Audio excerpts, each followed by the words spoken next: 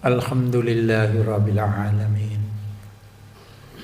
Alladhi farada siyama Ramadan ala ummati khairil bariyah wa unzila bihil Qur'an hudan linnasi wa bayyinati wa rahmah. Ashhadu an la ilaha illallah wahdahu la syarika lah wa huwa rabbul arsyil azim. Wa asyhadu anna Muhammadan abduhu wa rasuluh la nabiyya ba'da. Allahumma salli wa sallim wa barik ala Muhammad wa ala alihi wa ashabihi ajma'in, amma ba'd. Ayyuhal mu'minun, ittaqullaha haqqa taqatihi wa la tamutunna illa wa antum muslimun. Kama qala Allah Ta'ala fil Qur'anil Hakim, a'udzu billahi minasy syaithanir rajim. Innal ladzina qalu rabbuna Allahu tsumma istaqamu fala khaufun 'alaihim wala hum yahzanun. Ulaika ashabul jannah khalidina fiha jazaa'an bima kanu ya'malun. Shadaqallahul azim. Sebagai bentuk rasa syukur kita kepada Allah Subhanahu wa taala atas nikmat yang telah Allah limpahkan kepada kita sekalian, maka ketika kita mendengar seruan hayya 'alas shalah di hari Jumat semacam ini, bersegeralah kita penuhi. Itu suara muazin, namun hakikatnya itu adalah panggilan Allah Subhanahu wa taala. Allah Subhanahu wa taala kembali memanggil abdi-abdinya yang beriman untuk mengabdikan diri kepadanya. Tidak lain semata-mata kita hanya berharap akan memperoleh ridha Allah Subhanahu wa taala. Perkenankan melalui mimbar yang mulia ini kembali khatib ingin mengingatkan para jamaah, termasuk di dalamnya diri pribadi saya, agar hendaknya sebaik-baiknya kita manfaatkan nikmat berupa sehat wal afiah dan perjalanan usia kita yang tersisa ini tidak lain dengan meningkatkan ketakwaan diri kita kepada Allah. Jalannya tidak lain adalah selalu mentaati apa yang diperintahkan Allah dan menjauhkan diri kita dari setiap yang dilarang oleh Allah Subhanahu wa taala. Sidang jamaah Jumat rahimakumullah, sebagai pernyataan syukur kita yang kedua, karena kita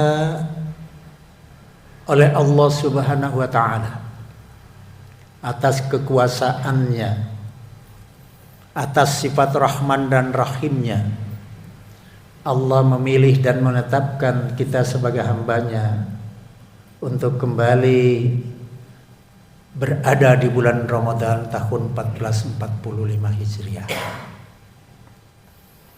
Kenapa dikatakan sebagai sebuah nikmat Allah yang demikian besarnya?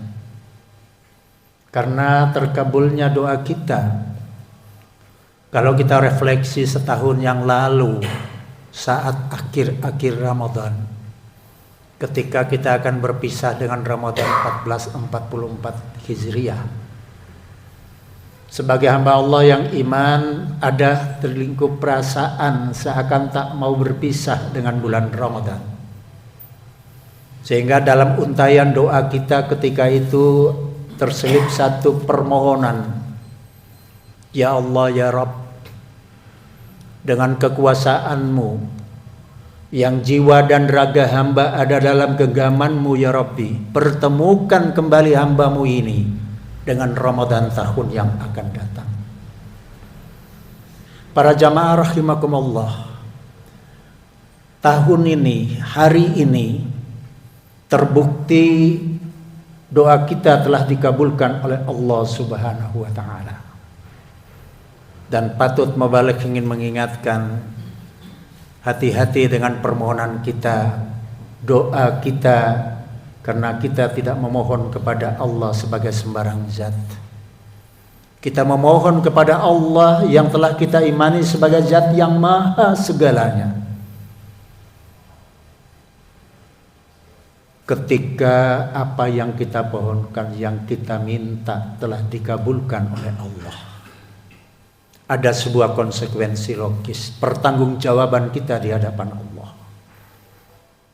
Jangan menjadikan Allah kecewa kepada kita. Sebagaimana logika sederhana kita, kalau saya pernah didatangi seseorang meminta bantuan pertolongan, dengan ikhlasnya saya berikan. Di belakang hari secara kasat mata saya saksikan bahwa apa yang saya berikan tidak digunakannya dengan benar. Logis Pak, Ibu, manusia kecewa. Ini manusia Pak, apalagi ketika kita memohon kepada Allah Subhanahu wa Ta'ala. Tengoklah di kanan kiri kita yang pernah bersama kita dalam satu shaf yang lurus dan rapat setahun 2 tahun yang lalu. Satu demi satu telah dipanggil pulang oleh Allah Subhanahu wa Ta'ala. Sehingga kalau hari ini saya dan kita semua masih berada di bulan suci ini, melalui mimbar yang mulia ini, khatib hanya ingin mengingatkan sebagai pertanggungjawaban kita di hadapan Allah. Marilah kita manfaatkan sebaik-baiknya nikmat bulan Ramadan ini, tidak lain dengan kita menghiasinya ibadah demi ibadah dari awal sampai mengantarkan akhir Ramadan nanti. Jamaah rahimakumullah, mengapa ini perlu diangkat kembali? Karena fenomena Ramadan itu dari tahun ke tahun selalu sama. Mungkin bukan saya kecil, bahkan sebelum saya lahir pun saya sudah berusia kepala 6 lebih. Sama ceritanya Pak. Apa Ustadz, Ramadan itu selalu awalnya tuh ramai sekali. Hari-hari begini Pak, marhaban ya Ramadan, spanduk itu di mana-mana. Salah Ustadz, tidak. Kita menyambut semarak dan semangat beribadah dalam bulan Ramadan. Tapi kasihan Ramadan itu fenomenanya seperti tahun kemarin, mulai sepi di pertengahan dan semakin sepi di hari-hari terakhir. Kalau saya analogikan dengan kita menerima tamu Pak, bulan Ramadan ini tamu suci, tamu yang Allah berikan kepada kita. Selalu tamu itu kita terima dengan sopan, dengan ramah di pintu paling depan, dengan senyum terbaik Pak. Orang timur pasti akan menghantarkan pulang kembali tamu ketika berpamitan di pintu yang paling depan. Analoginya begitu. Tapi nasib Ramadan itu setiap tahun kesihan Pak. Datang begitu semarak, kita sambut dengan semangat semarak beribadah.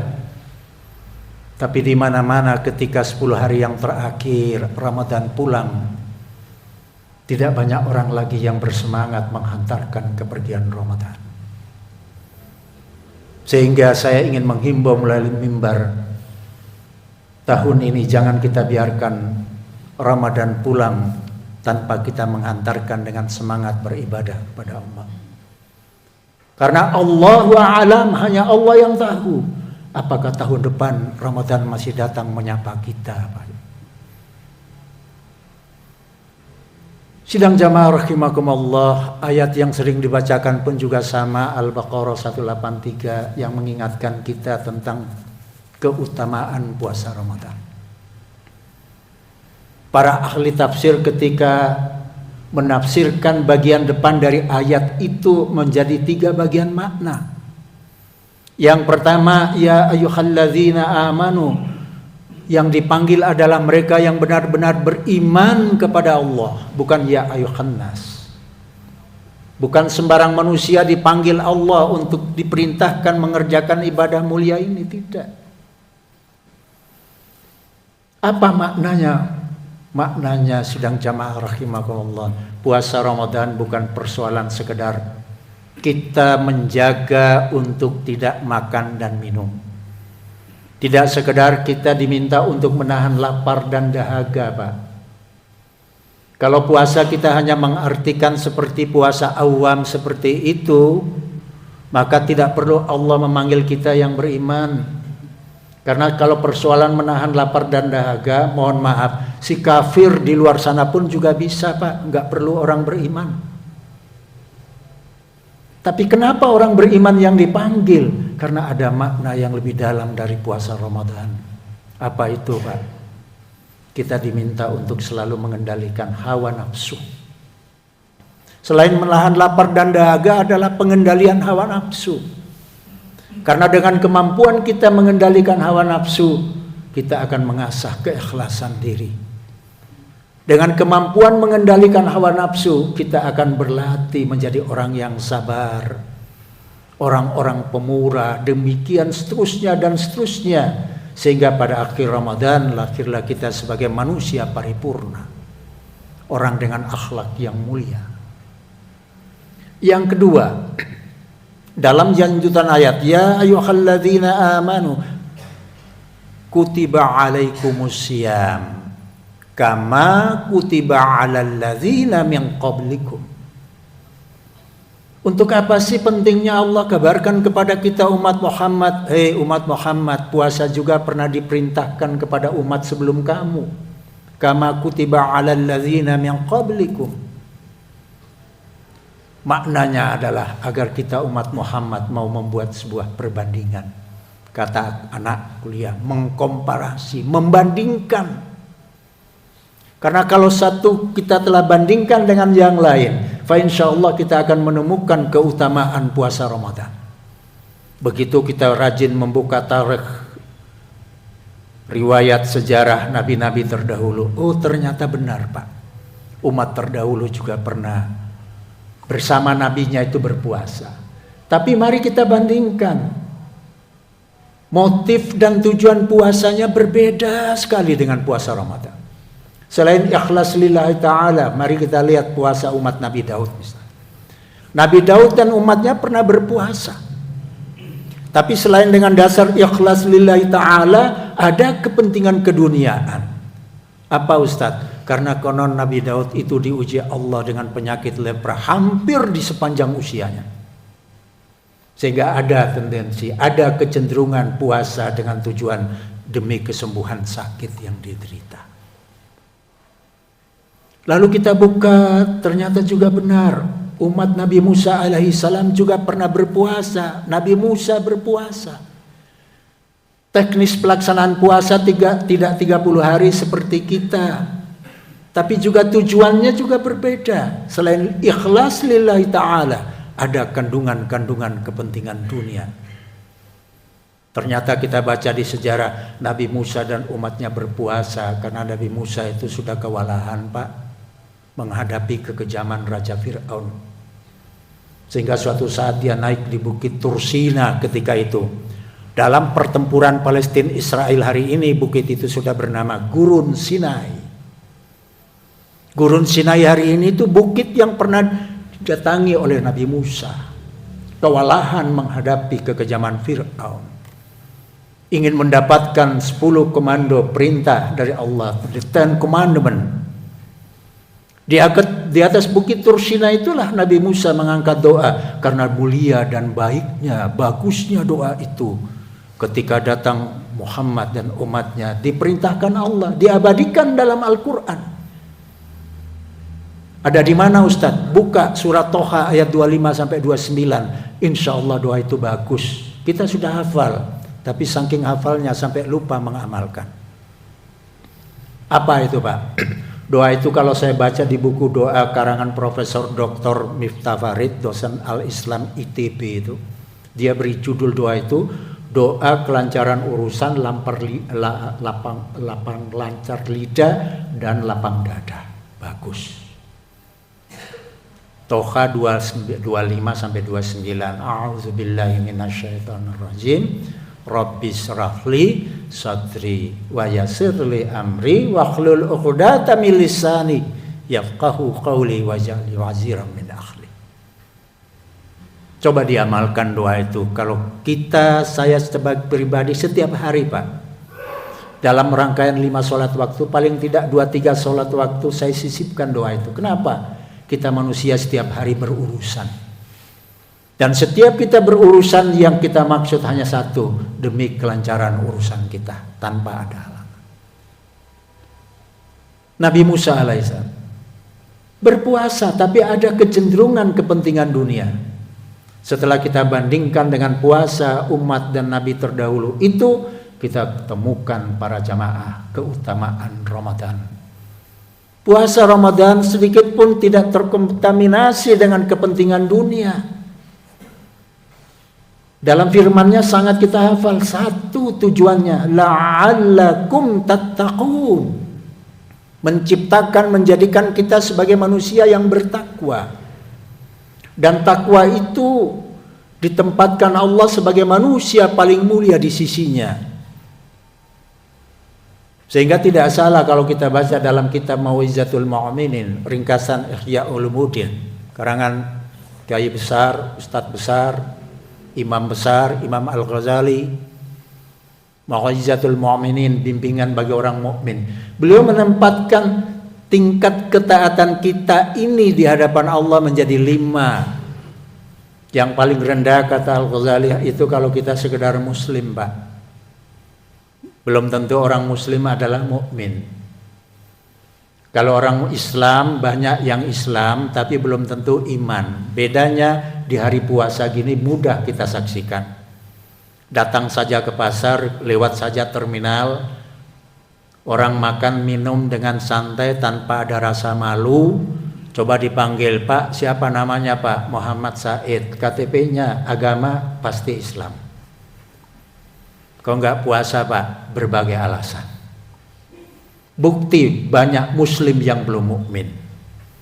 Berarti beda mukmin dengan muslim. Mukmin adalah orang yang telah berislam, kemudian dia taat terhadap setiap perintah Allah dan taat terhadap semua larangan-larangan Allah.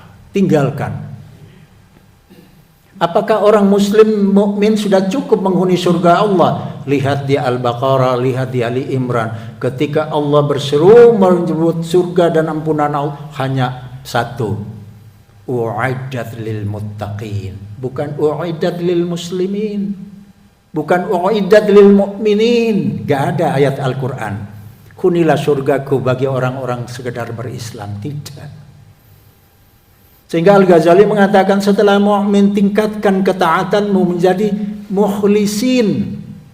Apa bedanya Ustadz? Orang yang taat beribadah, tinggalkan larangan, motifnya macam-macam Pak. Bisa ikhlas lillahi ta'ala atau lawannya karena riya an-nas, ingin dipuji manusia.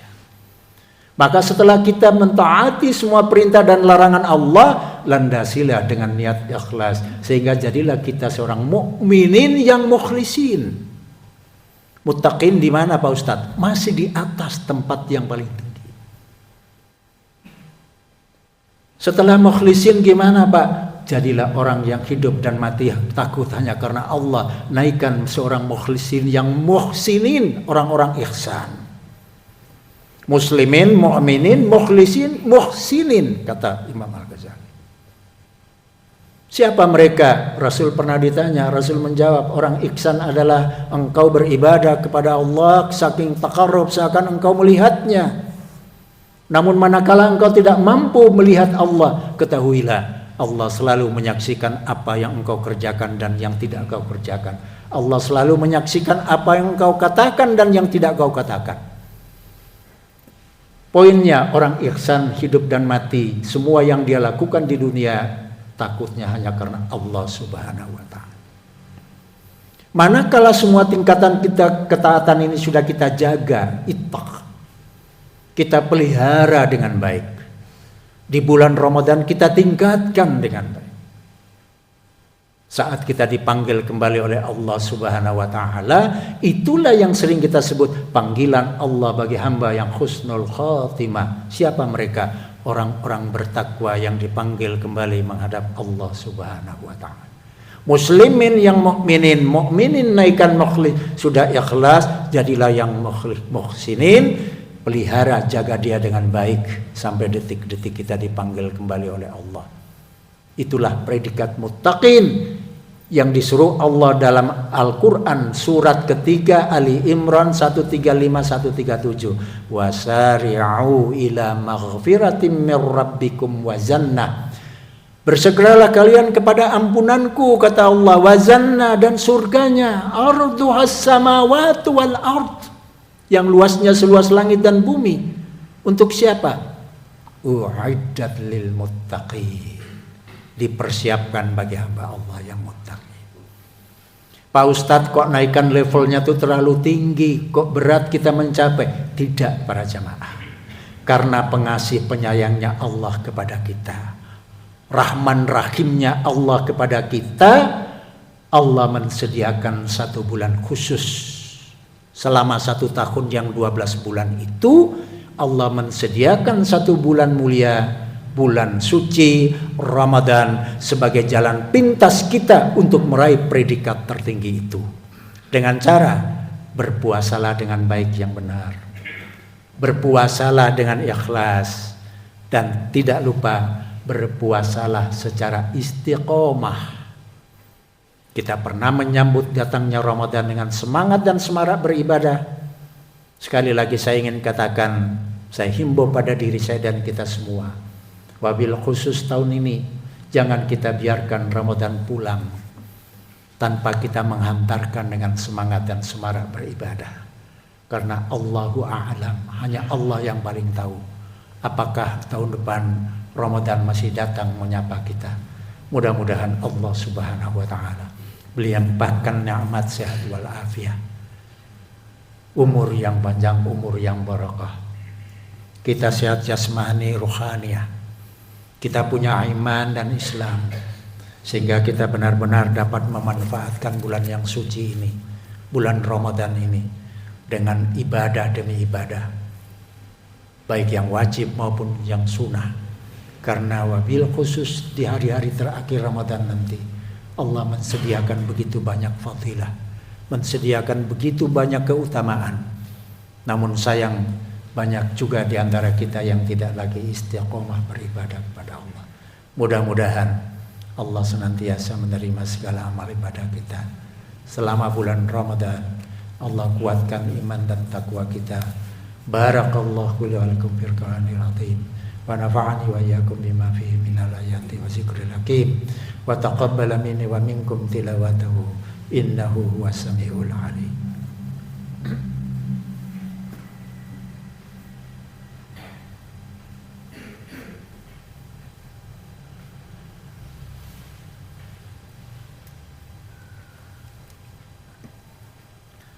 Alhamdulillahi rabbil alamin, alladzi nahmaduhu wa nasta'inu wa nastaghfiruh wa na'udzu billahi min syururi anfusina wa min sayyiati a'malina. Man yahdihillahu fala mudilla lahu wa man yudlil fala hadiya lahu. Asyhadu an la ilaha illallah wahdahu la syarika lahu wa asyhadu anna Muhammadan abduhu wa rasuluh la nabiyya ba'da. Allahumma salli wa sallim wa barik ala Muhammad wa ala alihi wa sahabihi ajma'in, amma ba'd. Ayuhal mu'minun, ittaqullaha haqqa taqatihi wa la tamutunna illa wa antum muslimun. Qala Allah ta'ala fil Qur'anil hakim, a'udzu billahi minasy syaithanir rajim. Inna Allah wa malaikatahu yusalluna 'alan nabi ya ayyuhalladzina amanu sallu 'alaihi wa sallimu taslima. Allahumma ghafir lil mu'minina wal mu'minat wal muslimina wal muslimat al ahya'i minhum wal amwat innaka sami'un qaribun mujibud da'wat. Ya Allah, ya Akhbar, Allah yang maha besar, yang maha pengasih lagi penyayang, ya Allah, kami telah memenuhi seruan dan perintah-Mu, melaksanakan rangkaian ibadah selama bulan suci Ramadan, karena semata-mata ingin mendapatkan ridho-Mu ya Rabbi. Maka terimalah semua amal ini sebagai bagian amal ibadah kami ya Allah, yang kelak akan menselamatkan dan membahagiakan kami di di yaumil hisab nanti. Jauhkan segala lara dan rintangan. Kuatkan fisik kami, kuatkan iman dan Islam kami ya Allah, agar dapat melaksanakan rangkaian ibadah selama bulan suci Ramadan. Jadikanlah anak-anak dan cucu kami anak cucu yang soleh-soleha, taat beribadah kepadamu dan berbakti kepada kedua orang tua. Ampuni segala dosa kami ya Allah. Ampuni dosa para guru ustadz kiai kami ya Allah. Ampunilah ya Rabbi dosa kedua orang tua ibu dan bapak kami. Bagi orang tua kami yang telah berpulang memenuhi panggilan-Mu, kami memohon Engkau lapangkan kubur mereka, ringankan siksa kubur mereka ya Allah. Anugerahi di alam kubur mereka dengan anugerah rahmat-Mu ya Rabbi. Mudahkan segala urusan kami, ringankan yang masih berat, terangi yang gelap, dan dekatkan yang masih jauh dari diri kami. Lindungi kami hamba-Mu yang dhaif ini. Lindungi kami dari segala mara bahaya dan musibah ya Allah. Lindungi kami dari segala macam wabah penyakit. Lindungi kami dan anak cucu kami ya Allah dari godaan syaitan yang terkutuk. Lindungi ya Rabbi saudara kami seiman seakidah yang telah berdolimi di tanah Palestina. Hancurkan dan lumpuhkan kekuatan musuh-musuh. Bagi saudara kami yang sedang Engkau uji dengan sakit, kami mengimani-Mu ya Rabbi. Engkau zat yang memberi sakit, dan Engkau zat satu-satunya yang kuasa menyembuhkannya ya Rabbi. Sembuhkan ya Allah. Allahumma rabbana azhibil ba'sa asfi anta safi la sifaa illa sifauka sifaan la yaqdiru saqama. Rabbana taqabbal minna innaka antas samiul alim wa tub alaina innaka antat tawwabur rahim. Rabbana atina fid dunya hasanah wa fil akhirati hasanah wa qina azaban nar. Subhana rabbika rabbil izzati amma yasifun. Wassalamun alal mursalin walhamdulillahi rabbil alamin.